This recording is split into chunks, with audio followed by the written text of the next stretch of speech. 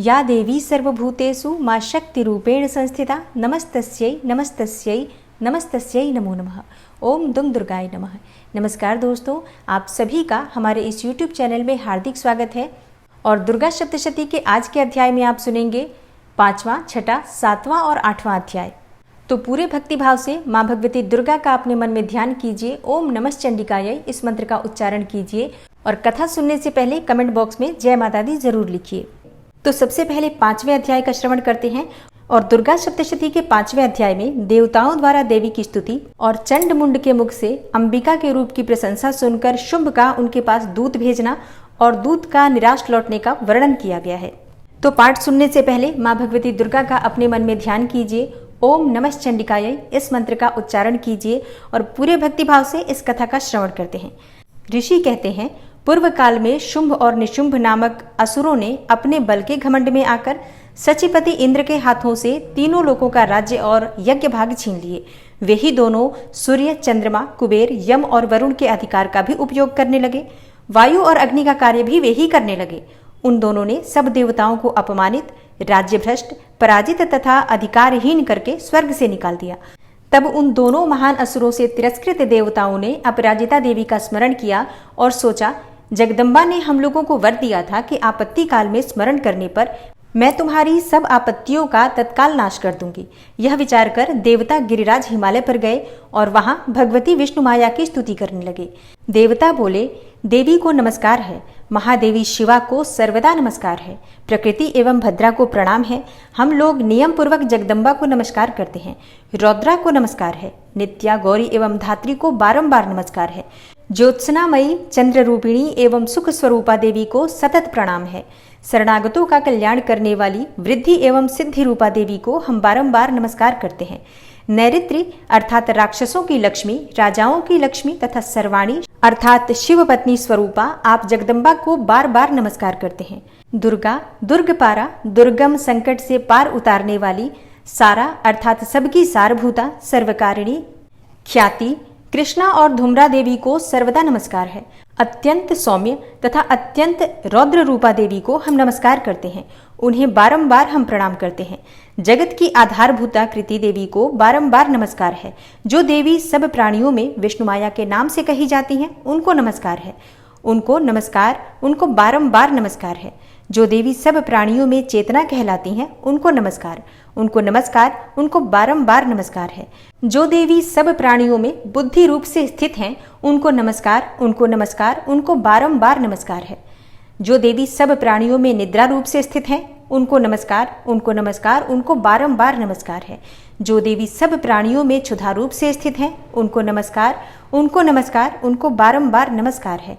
जो देवी सब प्राणियों में छाया रूप से स्थित हैं, उनको नमस्कार, उनको नमस्कार, उनको बारंबार नमस्कार है। जो देवी सब प्राणियों में शक्ति रूप से स्थित हैं, उनको नमस्कार, उनको नमस्कार, उनको बारंबार नमस्कार है। जो देवी सब प्राणियों में तृष्णा रूप से स्थित हैं, उनको नमस्कार, उनको नमस्कार, उनको बारंबार नमस्कार है। जो देवी सब प्राणियों में शांति रूप से अर्थात क्षमा रूप से स्थित हैं, उनको नमस्कार, उनको नमस्कार, उनको बारंबार नमस्कार है। जो देवी सब प्राणियों में जाति रूप से स्थित हैं, उनको नमस्कार, उनको नमस्कार, उनको बारंबार नमस्कार है। जो देवी सब प्राणियों में लज्जा रूप से स्थित हैं, उनको नमस्कार, उनको नमस्कार, उनको बारंबार नमस्कार है। जो देवी सब प्राणियों में शांति रूप से स्थित हैं, उनको नमस्कार, उनको नमस्कार, उनको बारंबार नमस्कार है। जो देवी सब प्राणियों में श्रद्धा रूप से स्थित हैं, उनको नमस्कार, उनको नमस्कार, उनको बारंबार नमस्कार है। जो देवी सब प्राणियों में कांति रूप से स्थित हैं, उनको नमस्कार, उनको नमस्कार, उनको बारंबार नमस्कार है। जो देवी सब प्राणियों में लक्ष्मी रूप से स्थित हैं, उनको नमस्कार, उनको नमस्कार, उनको बारंबार नमस्कार है। जो देवी सब प्राणियों में वृत्ति रूप से स्थित हैं, उनको नमस्कार, उनको नमस्कार, उनको बारंबार नमस्कार है। जो देवी सब प्राणियों में स्मृति रूप से स्थित हैं, उनको नमस्कार, उनको नमस्कार, उनको बारंबार नमस्कार है। जो देवी सब प्राणियों में दया रूप से स्थित हैं, उनको नमस्कार, उनको नमस्कार, उनको बारंबार नमस्कार है। जो देवी सब प्राणियों में तुष्ट रूप से स्थित हैं, उनको नमस्कार, उनको नमस्कार, उनको बारंबार नमस्कार है। जो देवी सब प्राणियों में माता रूप से स्थित हैं, उनको नमस्कार, उनको नमस्कार, उनको बारंबार नमस्कार है। जो देवी सब प्राणियों में भ्रांति रूप से स्थित हैं, उनको नमस्कार, उनको नमस्कार, उनको बारंबार नमस्कार है। जो जीवों के इंद्रिय वर्ग की अधिष्ठात्री देवी एवं सब प्राणियों में सदा व्याप्त रहने वाली है, उन व्याप्ति देवी को बारंबार नमस्कार है। जो देवी चैतन्य रूप से इस संपूर्ण जगत को व्याप्त करके स्थित हैं, उनको नमस्कार, उनको नमस्कार, उनको बारंबार नमस्कार है। पूर्व काल में अपने अभिष्ट की प्राप्ति होने से देवताओं ने जिनकी स्तुति की तथा देवराज इंद्र ने बहुत दिनों तक जिनका सेवन किया, वह कल्याण की साधनभूता ईश्वरी हमारा कल्याण और मंगल करें तथा सारी आपत्तियों का नाश कर डालें। उद्दंड दैत्यों से सताए हुए हम सभी देवता जिन परमेश्वरी को इस समय नमस्कार करते हैं तथा जो भक्ति से विनम्र पुरुषों द्वारा स्मरण की जाने पर तत्काल ही संपूर्ण विपत्तियों का नाश कर देती हैं, वे जगदम्बा हमारा संकट दूर करें। तब ऋषि कहते हैं, हे राजन, इस प्रकार जब देवता स्तुति कर रहे थे, उस समय पार्वती देवी गंगा जी के जल में स्नान करने के लिए वहां आईं। उन सुंदर भौहों वाली भगवती ने देवताओं से पूछा, आप लोग यहाँ किसकी स्तुति करते हैं? तब उन्हीं के शरीर कोश से प्रकट हुई शिवा देवी बोली, शुंभ दैत्य से तिरस्कृत और युद्ध में निशुंभ से पराजित हो यहाँ एकत्रित हुए ये समस्त देवता यह मेरी ही स्तुति कर रहे हैं। पार्वती जी के शरीर कोश से अंबिका का प्रादुर्भाव हुआ था, इसलिए वे समस्त लोकों में कौशिकी कही जाती हैं। कौशिकी के प्रकट होने के बाद पार्वती देवी जी का शरीर काले रंग का हो गया, अतः वे हिमालय पर रहने वाली कालिका देवी के नाम से विख्यात हुई। तदनंतर शुंभ निशुंभ के भृत्य चंड मुंड वहां आए और उन्होंने परम मनोहर रूप धारण करने वाली अंबिका देवी को देखा। फिर वे शुंभ के पास जाकर बोले, महाराज, एक अत्यंत मनोहर स्त्री है जो अपनी दिव्य कांति से हिमालय को प्रकाशित कर रही है। वैसा उत्तम रूप कहीं किसी ने भी नहीं देखा होगा। असुरेश्वर, पता लगाइए वह देवी कौन है और उसे ले लीजिए। स्त्रियों में तो वह रत्न है, उसका प्रत्येक अंग बहुत ही सुंदर है तथा वह अपने श्री अंगों की प्रभा से संपूर्ण दिशाओं में प्रकाश फैला रही है। दैत्यराज, अभी वह हिमालय पर ही मौजूद है, आप उसे देख सकते हैं।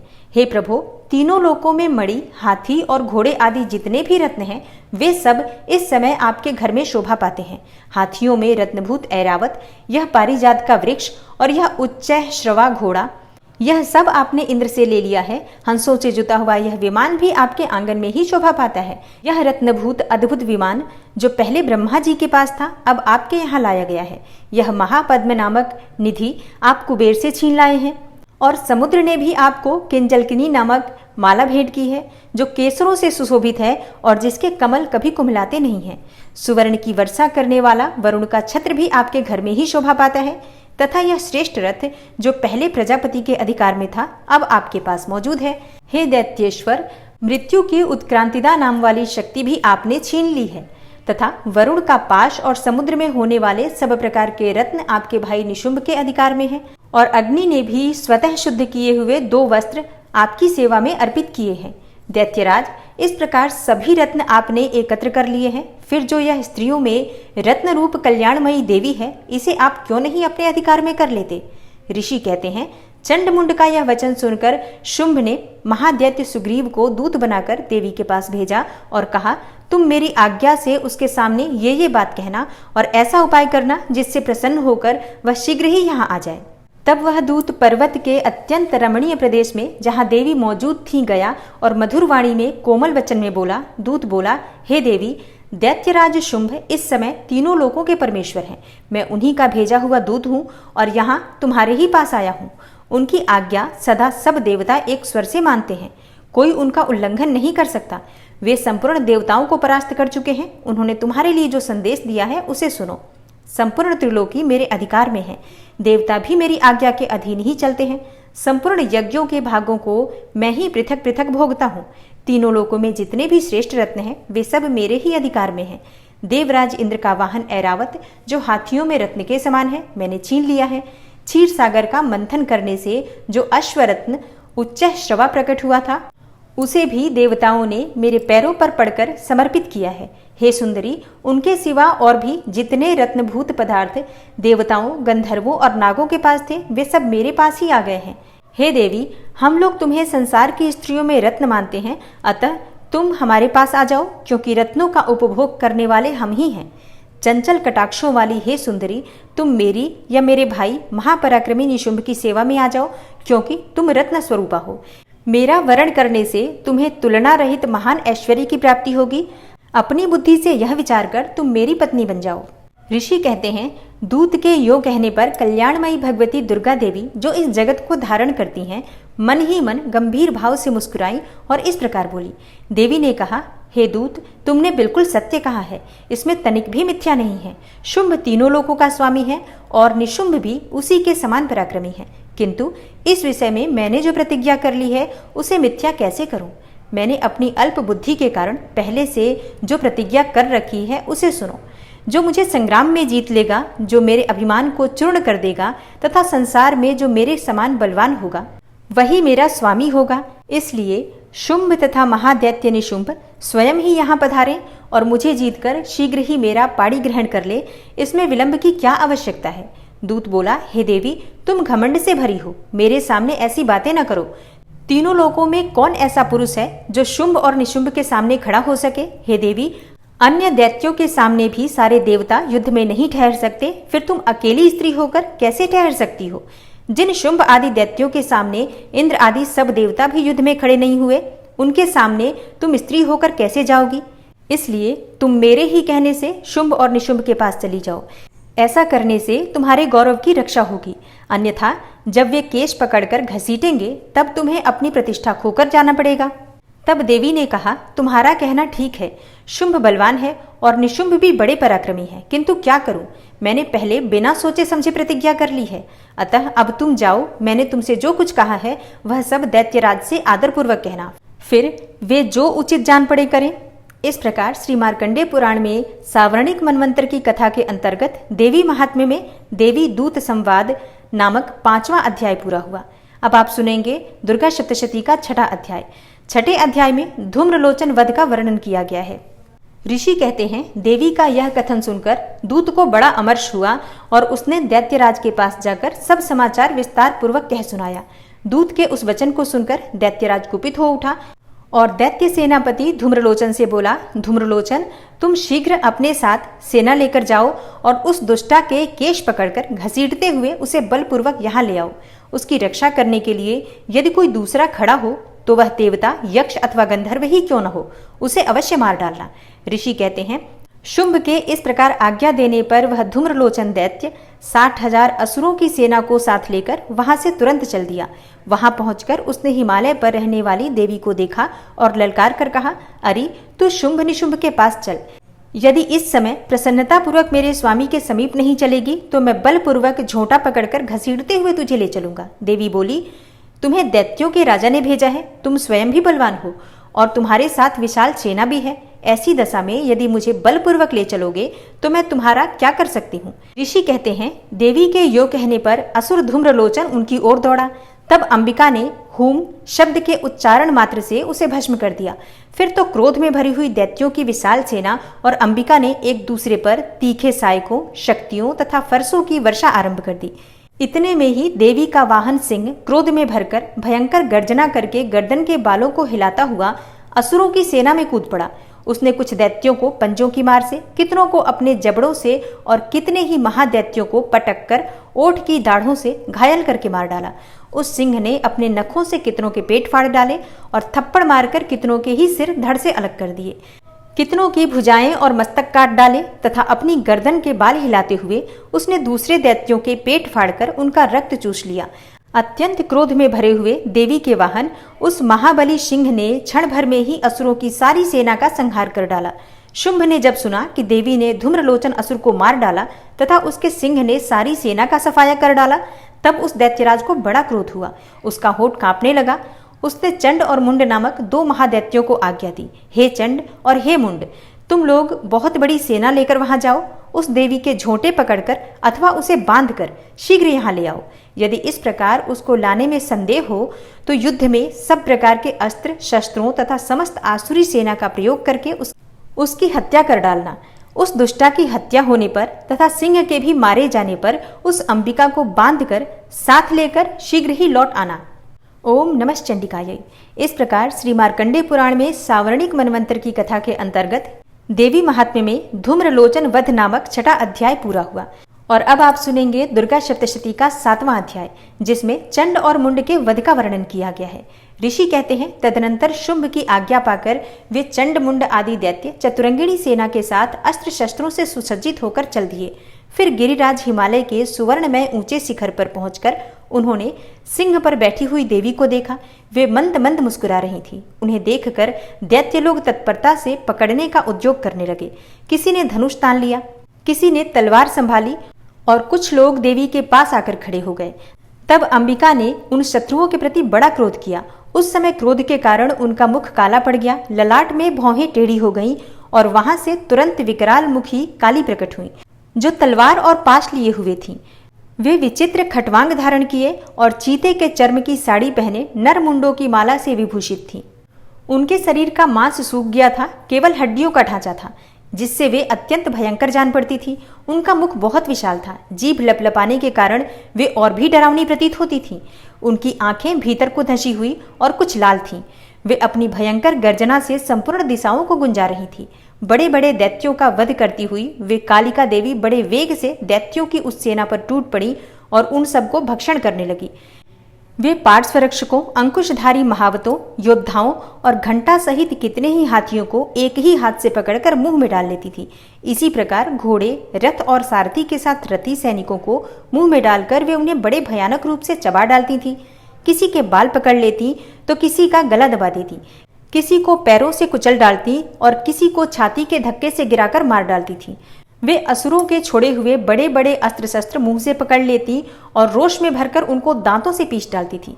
काली ने बलवान एवं दुरात्मा दैत्यों की वह सारी सेना रौंद डाली, खा डाली और कितनों को मार भगाया।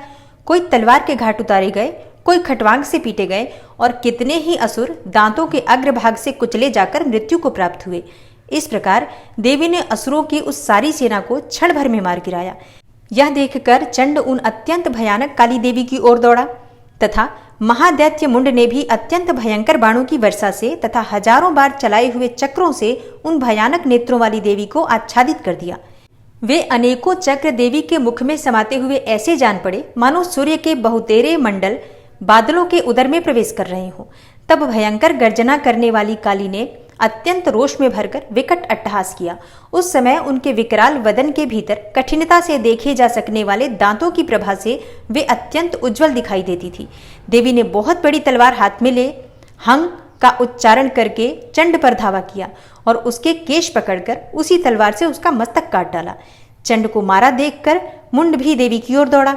तब देवी ने रोष में भरकर उसे भी तलवार से घायल करके धरती पर सुला दिया। महापराक्रमी चंड और मुंड को मारा गया देखकर मरने से बची हुई बाकी सेना भय से व्याकुल हो चारों ओर भाग गई। तदनंतर काली ने चंड और मुंड का मस्तक हाथ में लेकर चंडिका के पास जाकर प्रचंड अट्टहास करते हुए कहा, हे देवी, मैंने चंड और मुंड नामक इन दो महापशुओं को तुम्हें भेंट किया है। अब युद्ध यज्ञ में तुम शुंभ और निशुंभ का स्वयं ही वध करना। ऋषि कहते हैं, वहां लाए हुए उन चंड मुंड नामक महादैत्यों को देखकर कल्याणमयी चंडी ने काली से मधुर वाणी में कहा, हे देवी, तुम चंड और मुंड को लेकर मेरे पास आई हो, इसलिए संसार में चामुंडा के नाम से तुम्हारी ख्याति होगी। ओम नमः चंडिकायै। इस प्रकार श्री मार्कंडेय पुराण में सावर्णिक मनवंतर की कथा के अंतर्गत देवी महात्म्य में चंड मुंड वध नामक 7वां अध्याय पूरा हुआ। और अब आप सुनेंगे दुर्गा सप्तशती का 8वां अध्याय। 8वें अध्याय में रक्त बीज वध का वर्णन किया गया है। ऋषि कहते हैं, चंड और मुंड नामक दैत्यों के मारे जाने तथा बहुत सी सेना का संहार हो जाने पर दैत्यों के राजा प्रतापी शुंभ के मन में बड़ा क्रोध हुआ और उसने दैत्यों की संपूर्ण सेना को युद्ध के लिए कूच करने की आज्ञा दी। वह बोला, आज उदायुध नाम के 86 दैत्य सेनापति अपनी सेनाओं के साथ युद्ध के लिए प्रस्थान करें। कंबु नाम वाले दैत्यों के 84 सेनानायक अपनी वाहिनी से घिरे हुई यात्रा करें। 50 कौटिवीर्य कुल के और 100 धौम्र कुल के असुर सेनापति मेरी आज्ञा से सेना सहित कूच करें। कालक, दौरहृद, मौर्य और कालिकेय असुर भी युद्ध के लिए तैयार होकर मेरी आज्ञा से तुरंत प्रस्थान करें। भयानक शासन करने वाला असुर राज शुंभ इस प्रकार आज्ञा देकर सहस्त्रों बड़ी बड़ी सेनाओं के साथ युद्ध के लिए प्रस्थित हुआ। उसकी अत्यंत भयंकर सेना आती देखकर चंडिका ने अपने धनुष की टंकार से पृथ्वी और आकाश के बीच का भाग गुंजा दिया। हे राजन, तदनंतर देवी के सिंह ने भी बड़े जोर जोर से दहाड़ना आरंभ किया। फिर अंबिका ने घंटे के शब्द से उस ध्वनि को और भी बढ़ा दिया। धनुष की टंकार, सिंह की दहाड़ और घंटे की ध्वनि से संपूर्ण दिशाएं गूंज उठी। उस भयंकर शब्द से काली ने अपने विकराल मुख को और भी बढ़ा लिया। तथा इस प्रकार वे विजयिनी हुई। उस तुमुल नाद को सुनकर दैत्यों की सेनाओं ने चारों ओर से आकर चंडिका देवी, सिंह तथा काली देवी को क्रोधपूर्वक घेर लिया। हे राजन, इसी बीच में असुरों के विनाश तथा देवताओं के अभ्युदय के लिए ब्रह्मा, शिव, कार्तिकेय, विष्णु तथा इंद्र आदि देवों की शक्तियां, जो अत्यंत पराक्रम और बल से संपन्न थी, उनके शरीर से निकलकर उन्हीं के रूप में चंडिका देवी के पास गईं। जिस देवता का जैसा रूप, जैसा वेश और जैसा वाहन है, ठीक वैसे ही साधनों से संपन्न हो उसकी शक्ति असुरों से युद्ध करने के लिए आई।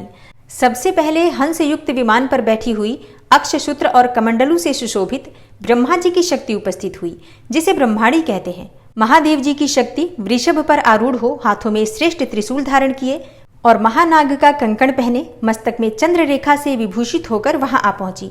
कार्तिकेय जी की शक्ति रूपा जगदम्बिका उन्हीं का रूप धारण किए श्रेष्ठ मयूर पर आरूढ़ हो, हाथों में शक्ति लिए दैत्यों से युद्ध करने के लिए आई।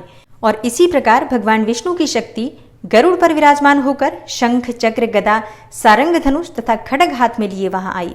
अनुपम यज्ञ वाराह का रूप धारण करने वाले श्रीहरि की जो शक्ति है, वह भी वाराह शरीर धारण करके वहां उपस्थित हुई। नारसिंही शक्ति भी नृसिंह के समान शरीर धारण करके वहां आई। उसकी गर्दन के बालों के झटके से आकाश के तारे बिखरे पड़ते थे। इसी प्रकार इंद्र की शक्ति वज्र हाथों में लिए गजराज ऐरावत पर बैठकर आई। उसके भी सहस्त्र नेत्र थे। इंद्र का जैसा रूप है वैसा ही उसका भी था। तदनंतर उन देव शक्तियों से घिरे हुए महादेव जी ने चंडिका से कहा, मेरी प्रसन्नता के लिए तुम शीघ्र ही इन असुरों का संहार करो। तब देवी के शरीर से अत्यंत भयानक और परम उग्र चंडिका शक्ति प्रकट हुई, जो सैकड़ों गिदड़ियों की भांति आवाज करने वाली थी। उस अपराजिता देवी ने धूमिल जटा वाले महादेव जी से कहा, हे भगवान, आप शुंभ निशुंभ के पास दूत बनकर जाइए और उन अत्यंत गर्वीले दानव शुंभ एवं निशुंभ दोनों से कहिए, और इसके साथ ही इनके अतिरिक्त भी जो दानव युद्ध के लिए वहां उपस्थित हो, उनको भी यह संदेश दीजिए, दैत्यों, यदि तुम जीवित रहना चाहते हो तो पाताल को लौट जाओ। इंद्र को त्रिलोकी का राज्य मिल जाए और देवता यज्ञ भाग का उपभोग करें, और यदि बल के घमंड में आकर तुम युद्ध की अभिलाषा रखते हो तो आओ, मेरी शिवाएं अर्थात योगिनियां तुम्हारे कच्चे मांस से तृप्त हों। चूंकि उस देवी ने भगवान शिव को दूत के कार्य में नियुक्त किया था, इसलिए वह शिवदूती के नाम से संसार में विख्यात हुई। वे महादैत्य भी भगवान शिव के मुंह से देवी के वचन सुनकर क्रोध में भर गए और जहां कात्यायनी विराजमान थी उस ओर बढ़े। तदनंतर वे दैत्य अमरस में भरकर पहले ही देवी के ऊपर बाण शक्ति और रिष्टि आदि अस्त्रों की वृष्टि करने लगे। तब देवी ने भी खेल खेल में ही धनुष की टंकार की और उससे छोड़े हुए बड़े बड़े बाणों द्वारा दैत्यों के चलाए हुए बाण, शूल, शक्ति और फरसों को काट डाला। फिर काली उनके आगे होकर शत्रुओं को शूल के प्रहार से विदीर्ण करने लगी और खटवांग से उनका कचूमर निकालती हुई रणभूमि में विचरने लगी। ब्रह्माणी भी जिस जिस ओर दौड़ती उसी उसी ओर अपने कमंडलू का जल छिड़ककर शत्रुओं के ओज और पराक्रम को नष्ट कर देती थी। माहेश्वरी के त्रिशूल से तथा वैष्णवी के चक्र से और अत्यंत क्रोध में भरी हुई कुमार कार्तिकेय की शक्ति ने शक्ति से दैत्यों का संहार आरंभ किया। इंद्र शक्ति के वज्र प्रहार से विदीर्ण हो सैकड़ों दैत्य दानव रक्त की धार बहाते हुए पृथ्वी पर सो गए। वाराही शक्ति ने कितनों को अपनी थुथुन की मार से नष्ट किया, दाढ़ों के अग्रभाग से कितनों की छाती छेद डाली तथा कितने ही दैत्य उसके चक्र की चोट से विदीर्ण होकर गिर पड़े। नारसिंही भी दूसरे दूसरे महादैत्यों को अपनी नखों से विदीर्ण करके खाती और सिंहनाद से दिशाओं और आकाश को गुंजाती हुई युद्ध क्षेत्र में विचरने लगी। कितने ही असुर शिवदूती के प्रचंड अट्टहास से अत्यंत भयभीत हो पृथ्वी पर गिर पड़े और गिरने पर उन्हें शिवदूती ने उस समय अपना ग्रास बना लिया। इस प्रकार क्रोध में भरे हुए मातृगणों को नाना प्रकार के उपायों से बड़े बड़े असुरों का मर्दन करते देखकर दैत्य सैनिक भाग खड़े हुए। मातृगणों से पीड़ित दैत्यों को युद्ध से भागते देखकर रक्तबीज नामक महादैत्य क्रोध में भरकर युद्ध करने के लिए आया। उसके शरीर से जब रक्त की बूंद पृथ्वी पर गिरती तब उसी के समान शक्तिशाली एक दूसरा महादैत्य पृथ्वी पर पैदा हो जाता। महासुर रक्तबीज हाथ में गदा लेकर इंद्र शक्ति के साथ युद्ध करने लगा। तब ऐन्द्री ने अपने वज्र से रक्तबीज को मारा। वज्र से घायल होने पर उसके शरीर से बहुत सा रक्त चूने लगा और उससे उसी के समान रूप तथा पराक्रम वाले योद्धा उत्पन्न होने लगे। उसके शरीर से रक्त की जितनी बूंदें गिरी उतने ही पुरुष उत्पन्न हो गए। वे सब रक्त बीज के समान ही वीर्यवान, बलवान तथा पराक्रमी थे। वे रक्त से उत्पन्न होने वाले पुरुष भी अत्यंत भयंकर अस्त्र शस्त्रों का प्रहार करते हुए वहां मातृगणों के साथ घोर युद्ध करने लगे। पुनः वज्र के प्रहार से जब उसका मस्तक घायल हुआ तब रक्त बहने लगा और उससे हजारों पुरुष उत्पन्न हो गए। वैष्णवी ने युद्ध में रक्त बीज पर चक्र का प्रहार किया तथा ऐन्द्री ने उस दैत्य सेनापति को गदा से चोट पहुंचाई। वैष्णवी के चक्र से घायल होने पर उसके शरीर से जो रक्त बहा और उससे जो उसी के बराबर आकार वाले सहस्त्रों महादैत्य प्रकट हुए, उनके द्वारा संपूर्ण जगत व्याप्त हो गया। कौमारी ने शक्ति से, वाराही ने खड्ग से और माहेश्वरी ने त्रिशूल से महादैत्य रक्त बीज को घायल किया। क्रोध में भरे हुए उस महादैत्य रक्त बीज ने भी गदा से सभी मातृशक्तियों पर पृथक पृथक प्रहार किया। शक्ति और शूल आदि से अनेक बार घायल होने पर भी जो उसके शरीर से रक्त की धारा पृथ्वी पर गिरी, उससे भी निश्चय ही सैकड़ों असुर उत्पन्न हुए। इस प्रकार उस महादैत्य के रक्त से प्रकट हुए असुरों द्वारा संपूर्ण जगत व्याप्त हो गया। इससे उन देवताओं को बड़ा भय हुआ। देवताओं को उदास देखकर चंडिका ने काली से शीघ्रतापूर्वक कहा, हे चामुंडे, तुम अपना मुख और भी फैलाओ तथा मेरे शस्त्रपात से गिरने वाले रक्त बिंदुओं और उनसे उत्पन्न होने वाले महादैत्यों को तुम अपने इस उतावले मुख से खा जाओ। इस प्रकार रक्त से उत्पन्न होने वाले महादैत्यों का भक्षण करती हुई तुम इस रण में विचरती रहो। ऐसा करने से उस दैत्य का सारा रक्त क्षीण हो जाने पर वह स्वयं भी नष्ट हो जाएगा। उन भयंकर दैत्यों को जब तुम खा जाओगी तब दूसरे नए दैत्य उत्पन्न नहीं हो सकेंगे। काली से जो कहकर चंडिका देवी ने शूल से रक्त बीज को मारा और काली ने अपने मुख में उसका रक्त ले लिया। तब उसने वहां चंडिका पर गदा से प्रहार किया, किंतु उस गदापात ने देवी को तनिक भी वेदना नहीं पहुंचाई। रक्त बीज के घायल शरीर से बहुत सा रक्त गिरा, किंतु ज्यों ही वह गिरा त्यों ही चामुंडा ने उसे अपने मुख में ले लिया। रक्त गिरने से काली के मुख में जो महादैत्य उत्पन्न हुए, उन्हें भी वह चट कर गई और उसने रक्त बीज का रक्त भी पी लिया। तदनंतर देवी ने रक्त बीज को, जिसका रक्त चामुंडा ने पी लिया था, वज्र, बाण, खड्ग तथा रिष्टि आदि से मार डाला। हे राजन, इस प्रकार शस्त्रों के समुदाय से आहत एवं रक्तहीन हुआ महादैत्य रक्त बीज पृथ्वी पर गिर पड़ा। हे नरेश्वर, इससे देवताओं को अनुपम हर्ष की प्राप्ति हुई और मातृगण उन असुरों के रक्तपान के मद से उद्धत सा होकर नृत्य करने लगा। ओम नमः चंडिकायै। इस प्रकार श्री मार्कंडेय पुराण में सावर्णिक मनवंतर की कथा के अंतर्गत देवी महात्म्य में रक्त बीज वध नामक 8वां अध्याय पूरा हुआ।